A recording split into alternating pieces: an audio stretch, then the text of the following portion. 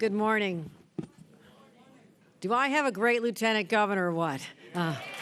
Lieutenant Governor Antonio Delgado, thank you for rising to the occasion when this state needed a symbol, someone to go out to every corner, all 10 regions, north, south, east, and west, and be that voice to bring love and compassion and shared experiences with others. And so I thank you for stepping up. You've put a lot of effort into it. We're just getting started, but I'm already feeling the results because people know we are listening, and that's the most important step. So let's give another round of applause to our Lieutenant Governor. I just spoke to an incredible group of people that the Lieutenant Governor had convened. People who represent communities that are under siege, that want nothing more than to live in peace, live their true identity, practice their faith, wear the clothes they choose to wear to represent their beliefs. And all of them shared their experiences of what it's like and what they're seeing in their communities and how hurtful it is to know that there are people out there who will do them harm or say something horrendous, hurtful, evil, just because they're different from them. So what I found in that room, this gathering, was this sense of commonality, that there is a bond that unites those who have been subjected to hate crimes and hate speech. But when you look around and think about it, there are far more people who are on the receiving end of this than the perpetrators. And in that, there's a strength, not to be victims, but to say that there are more of us than you, and if we band together, we can have an impact in casting aside the hate and the disrespect that leads people to these actions. So I left that conversation hearing from people's different points of view, their different communities they represent, but I left to even feel even more committed that righteousness is on our side, that we will speak the truth. We will use the four-letter word of love in more places than it has been in our state, and let young people know that what they may be hearing at homes does not have to be their perception of the world out there. There are other forces out there in our schools and our religious institutions and our community centers and other adults who embrace them and say, no, no, no, you don't have to believe that. You don't have to be that person. And that gives me hope. It truly, truly does. And so I want to thank again the people who convened our DHR, Human Rights Commissioner, Maria Imperial. I thank you for your leadership. Mark Levine, I want to thank him for his involvement as well. Appreciate him. You'll be hearing from our District Attorney, Alvin Bragg, and I want to thank him for being one of the leaders in helping devise language, working with Senator Brad Hoylman and Assemblymember Grace Lee to help us have a package of action items that are so important. And it's not always easy to get things over the finish line in the legislature. That's all right. We have our conversations in a respectful way, in a loving way. Well, maybe that's going a little too far, but in a very respectful way. But at the end of it, the more voices they hear from this room, they'll understand the urgency of what we're talking about here today. Also, I want to thank the members of the state legislature who've joined us, District Attorney from Queens, Melinda Katz, Westchester District Attorney, Mimi Roca, and I want to talk to her about something that she just experienced as the District Attorney, because just overnight, there were horrific images and hateful speech scrawled on the front of Jewish businesses between New Rochelle and Scarsdale. And the community's traumatized. You may think they're only words on a sign or across the storefront, but it tears at you as a human being when you know that attackful message, that hateful message is meant for you.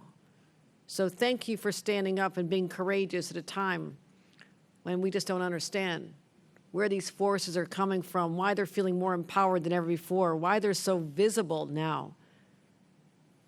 Thank you. Thank you for representing your community so well.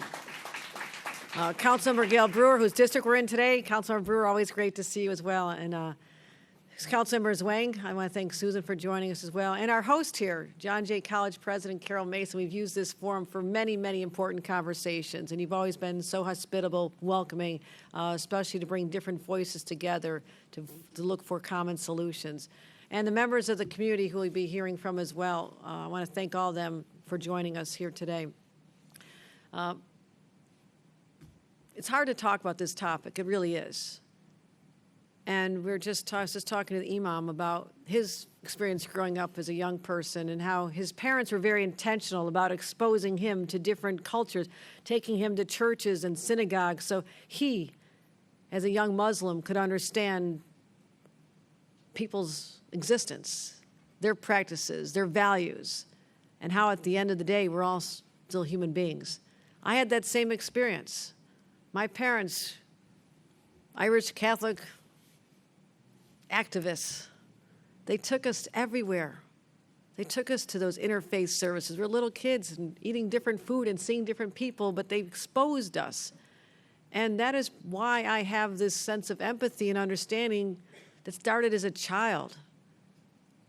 I don't know that every family imparts that same experience to their children. I suspect not. But imagine a world where that happened, where those seeds of understanding and respect and the awe of the diversity, how amazing it is, were planted in children. This was part of our conversation just now. Where else could we be having these conversations? In schools and in other places we can influence young people. But what these young people today are exposed to the exact opposite. When you think about the algorithms on social media that are targeted toward these young people when their minds are still young and developing, their views aren't cemented yet, but this is where they're getting the influences. And it's poison. It's poison. I've talked about it with our Attorney General, Tish James, about what we can do to stop young people from being targeted from social media messages that are so hateful and so harmful. And then you think about the messages, the visual messages. We just talked about what happened in Westchester. Someone in Central Islip just had horrible graffiti calling on people to kill the migrants. Who does that? Kill the migrants? They came here? They traveled thousands of miles to live here and just get a job so their kids don't starve? And someone calls on them to be killed? Or I'm up at Cornell University a few months ago, and a fellow student called upon anyone who could to follow a Jewish student home and slit their throats? My friends, this is New York. This shouldn't happen here. It shouldn't happen here. And I'm sorry to say that after seeing hate crimes rise against our Asian community, especially during COVID, the LGBTQ, the trans community, crimes against the young people in particular are up. Racism has been there forever. Anti-Semitism, Islamophobia. But October 7th was a turning point in our state because we've seen a horrific rise in hate crimes directed at Jewish and Muslim neighbors. Threats are up 400% since October 7th. And that's the threats. There's a 95% increase in hate crimes against Jewish residents of New York.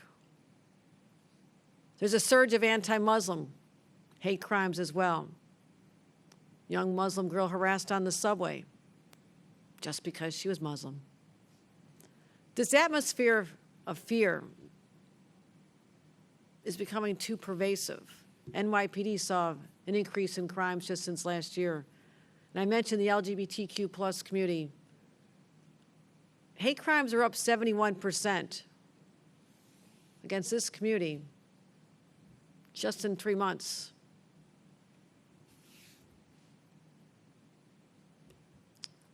There's a lot going on across our nation. We have book banning and laws being introduced and passed against these communities. It's a regular part of the headlines. People talk about it. It's almost normalized. well, that's that state, they're doing that, it's okay. It's not okay. This is still the United States of America. Just because I can say you'll never have a law that bans a book or makes someone feel uncomfortable under our laws doesn't mean we shouldn't care about what's happening in other states as well. You know, when I think about something that some governors share a bond, a club you don't want to be in. When you represent a state that was the place where there was a horrific murders of people targeted because of the color of their skin or their beliefs. It happened in Buffalo, New York, May 14th, 2022. When you get the message that there was someone so radicalized on social media, an 18-year-old who had nothing to do during 2 years of COVID in isolation, has a chance to read a manifesto about how people were killed in New Zealand and basically absorb that as his own. That was the playbook. Then he, on the internet, is able to find out the largest black population in driving distance to his rural community in southern part of New York. And it turned out it was 3 hours and 15 minutes to get to Buffalo. It would have been 3.5 hours to get to the Bronx. That's how random this attack was. Buffalo was targeted because it was a little bit closer drive. 10 people killed at a grocery store, 15 minutes from my house, 12 minutes from my house. It happens in other states. I didn't think it would happen here, and it did. And immediately in the aftermath, we got together, the legislature, we stepped up, we changed laws, we said no more. We'll do everything in our power to protect our citizens. And first of all, no one who's 18 years old should be able to get their hands on a military-style assault weapon, number one. How about that law change? And beefing up our surveillance of social media hate crimes and threats so our state police can be aware of it. I'd much rather be in the business of preventing crimes and trying to solve them later. Our DAs know this as well. So it's strange to me that I have to stand here and condemn hatred. But we're at that point. We need leaders to step up. We need people who use the pulpit they've been granted by the people to speak out with a strong voice. And in the face of evil, declare that we will stand shoulder to shoulder with each other against those forces, but also to bring resources to the table. $35 million for crime, to give people to protect their institutions, securing communities against hate crimes, the physical security. I'll never forget when I went to Cornell and I sat with these Jewish students who had just been traumatized. I said, "What can I do for you?" And they said, "Well, we need security here." And I said, "What?" They said, "Can we just get cameras?" I said, "Cameras? You just want cameras?" I said, "I'll run down to the Home Depot and buy you a camera right now. I'll put it in myself." I mean, these kids just wanted to know that someone could watch and monitor the situation so they wouldn't be subject to it. Whether it's a temple, a mosque, a church, a synagogue, a school, yeshiva, I will provide that. I want people to feel secure. I want people to know when they drop their kids off at school that they're going to come home at the end of a day. I'll continue to provide those resources with the state legislature, even daycare centers. We increased it from 25 million to 10 million. Grants are now open, everyone. That's why I'm making the pitch. The grants are open right now. State police, as I said, have been involved. We're giving DAs the tools they need. I want to make sure that you can never say we couldn't do something because we didn't have the resources. I'll make sure you have the resources to prosecute hate crimes. And also, in my first day of the state this year, I announced that there'll be a series of crimes added to the list of offenses that can be prosecuted as hate crimes. Everything from rape and gang assault and the graffiti that we just saw last night and arson. And what that means, if someone is motivated by hate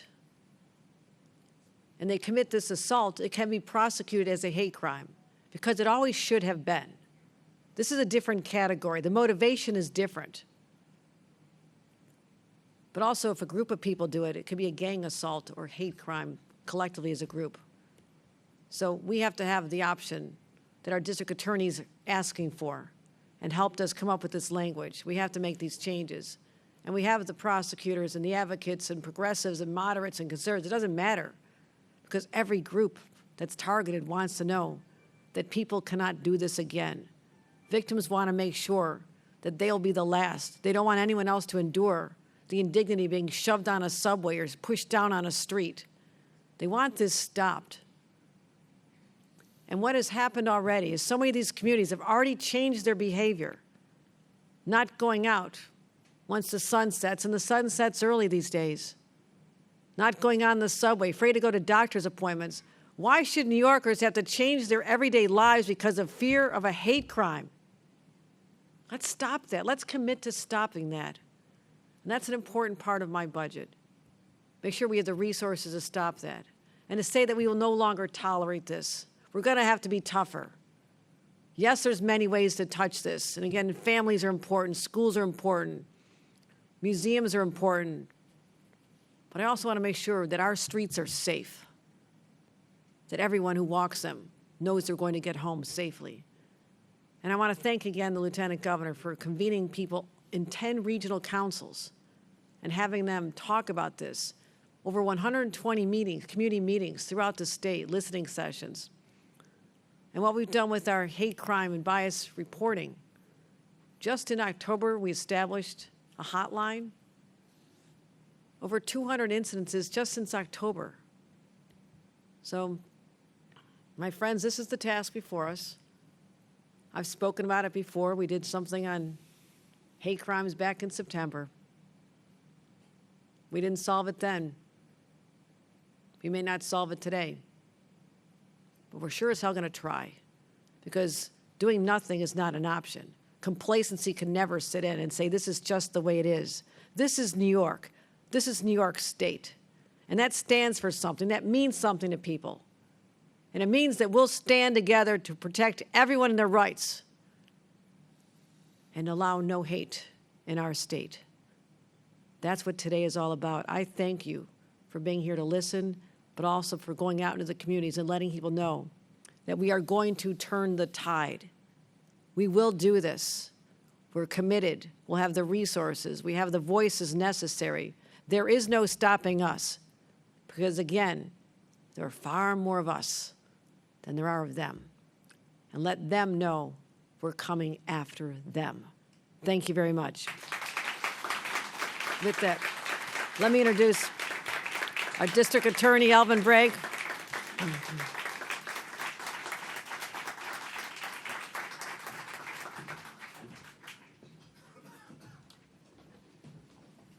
Thank you so much, Governor, for your phenomenal leadership on this critical issue. Who else is inspired that we live in a state where our Lieutenant Governor, our Governor, talk about leading with love? It is inspiring. I want to thank the sponsors, Senator Brad Siegelman and Assemblymember Grace Lee, for their leadership and for focusing on this. This is something that's been really a labor of love partnering, and the Governor and the Lieutenant Governor have spoken so eloquently. I wanted to talk about how this affects our practice and the tools that we need as district attorneys. We work day in and day out here in the city with NYPD, sitting across from survivors and victims, and it's sobering and gut-wrenching when you talk to the victim of a hate crime, one that is in every sense a hate crime, but not so under the law. And the Governor gave a great example, one that we see. If you are assaulted in New York State by one person, we can charge that, if it's motivated by hate, as an assault as a hate crime.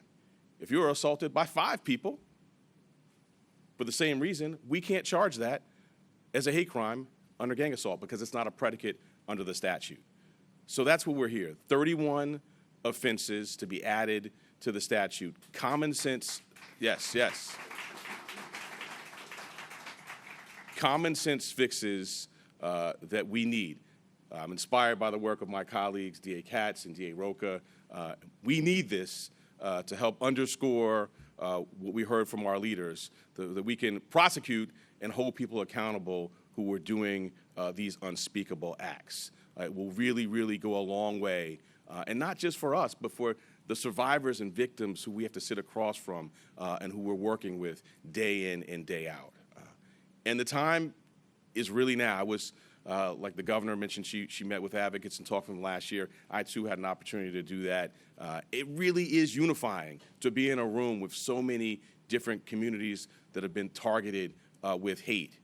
But binding together, we came up with this statute, and the time really is now. We are working day in and day out, not just here in Manhattan, but throughout the state, our colleagues as DAs. So we need this tool. I thank the governor, I thank the lieutenant governor, I thank the sponsors, and just can't wait until it's signed into law, and then we can do the work. And I look at DA Katz and DA Rocha. We can do the work that we need to do in our offices to help continue to keep us safe. So thank you so much. Now we'll bring up my fellow Manhattanite, Assemblymember Grace Lee, who, before she came into office, the very first time we sat down together, she said, hate crimes are on the top of my list. Assemblymember Grace Lee.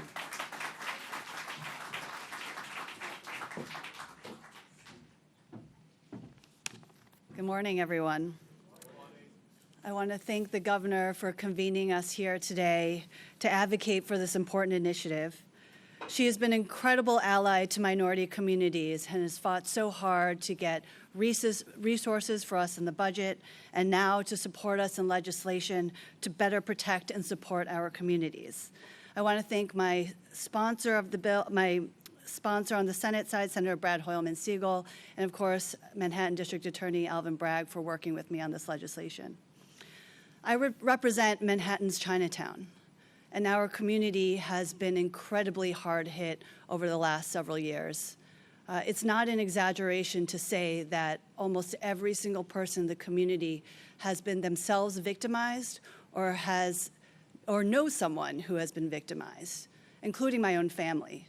My daughter and I were walking down the street a few years ago in broad daylight and were attacked by a woman who threw a bottle at us and shouted racist slurs. So this is something very personal to the Asian community, but is also personal to so many people in this room who represent the Jewish, Muslim, Black, and LGBT communities who have been greatly impacted. As hate has increased in New York, the types of crimes committed and our understanding of hate crimes have evolved in a way that our current laws have not accounted for. Under our existing laws, people are not always being held accountable for the intention of their crimes, and this law is going to change that. When they are not held accountable, this is incredibly damaging to our communities. When we don't address or acknowledge hate, there is a long-term corrosive impact on our communities. We will continue to see hate crimes repeated again and again. It is also important that we recognize and validate the experience of hate crimes victims. By acknowledging when hate crimes are committed, we give vulnerable communities an opportunity to make their voices heard. I look forward to working with the governor and my colleagues to pass the Hate Crimes Modernization Act, as well as getting additional resources in the budget to ensure all of our communities are safe. And this year, we will pass a budget and send a message to all New Yorkers that hate is not welcome in our state. Thank you.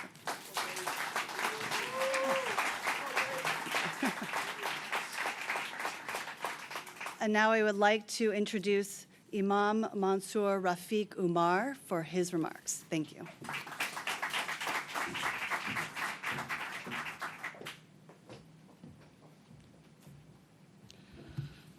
Good morning, everyone. Hate crimes in the city and across the state of New York are a rising problem for the Muslim community, and they have increased more than 400%, which is completely unacceptable. First, I'm very happy to be here. Thank you very much for the invitation. I'm here as a representative of the Muslim community, and this effort is what we need in order to change the narrative across the state. The Muslim community is asking our legislature, we're asking our representatives to pass this bill and to help protect all of us. We care about the Muslim community, we care about the Christian community, we care about the Jewish community, we care about all communities. And it is important for us to make that very clear that this is about all of us. It's not just about one group or one issue. It's about all of our issues. And Islamophobia is a problem, and if it is a problem for us, it is a problem for you. And lastly, to my fellow community leaders and members, I beg you to take advantage of the funding that is available. Governor Hochul has made this funding available to us. We should absolutely take advantage of it. It will protect our houses of worship. We will have security. These are easy steps for us to protect ourselves and to ensure that even if we cannot vanquish hate in totality, that at least we can protect ourselves against the crimes of that. We must do our best as well not to legitimize those who hate by way of our statements and lack thereof. This is a primary cause and a source of hurt and pain, and we can make a huge difference by speaking truth to power and by being honest with ourselves. I thank you so much for the invitation, and I would like to introduce Rabbi Steinmetz. Thank you.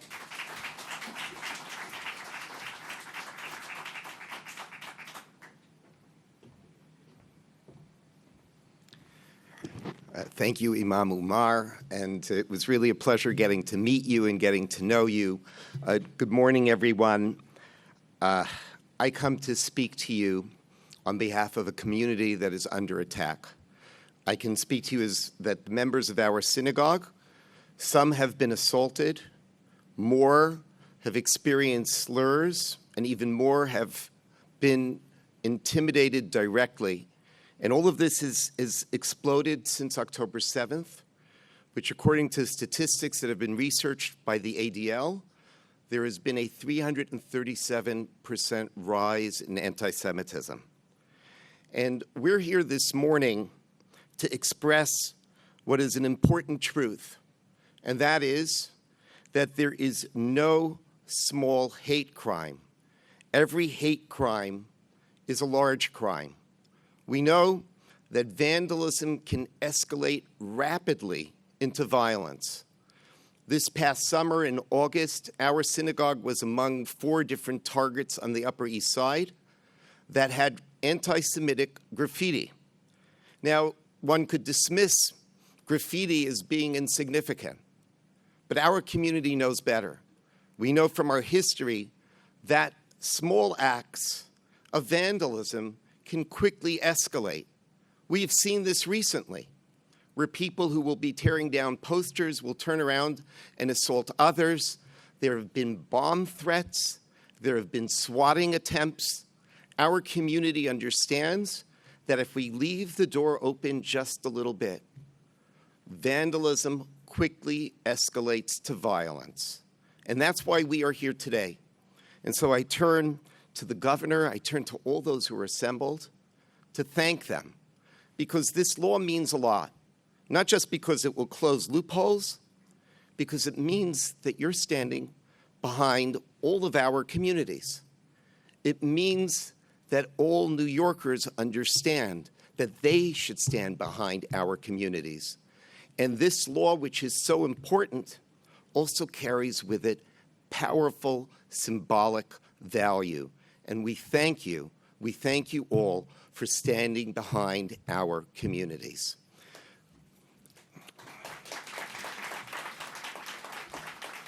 I would like to introduce Melissa Sklarz.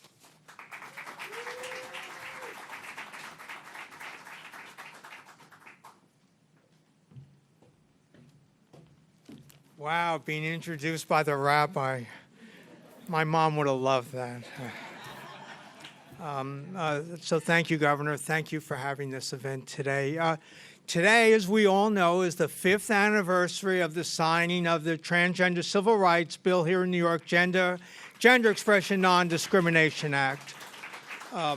So thank you, Governor Cuomo. Thank you, Governor Hochul, who has always been with us. Sean Coleman and ACE and all trans New Yorkers are very grateful for the support that we've received here. Equality New York is the largest organization advocating for LGBTQ people and their families in New York. We are statewide training, advocacy, and organizing. Last year, we had the Trans Safe Haven Act in New York. America has gotten the message. Trans people are coming to New York in record numbers because New York is a safe haven. And they're going wherever they can find affordable housing in an effort to start new lives. What we've seen is west of the Hudson is you have an entire political community deciding, starting that with trans children is a danger to all children and the slippery slope of trying to eliminate trans identity. New York and Equality New York will fight against this. We saw in 2016 where the culture changed the political climate, or maybe the political climate changed the culture. We now see hate as a political strategy. Behavior that was unacceptable in the past, we see all the time, whether we're black and brown or Asian or Jewish or Muslim or LGBT or especially trans people. People that look different are now open game. And this is a strategy. We now see protests against Drag Queen Story Hour. So visualize a bunch of parents bringing their kids to a library and angry protesters and police protecting these little children. Visualizing laws being passed. Here in New York, we now have an anti-trans sports bill that's been introduced in Albany. I have full belief that our progressive allies and our pro-equality allies will prevent this from happening. We've heard about, all of us have an idea of what hate crimes is.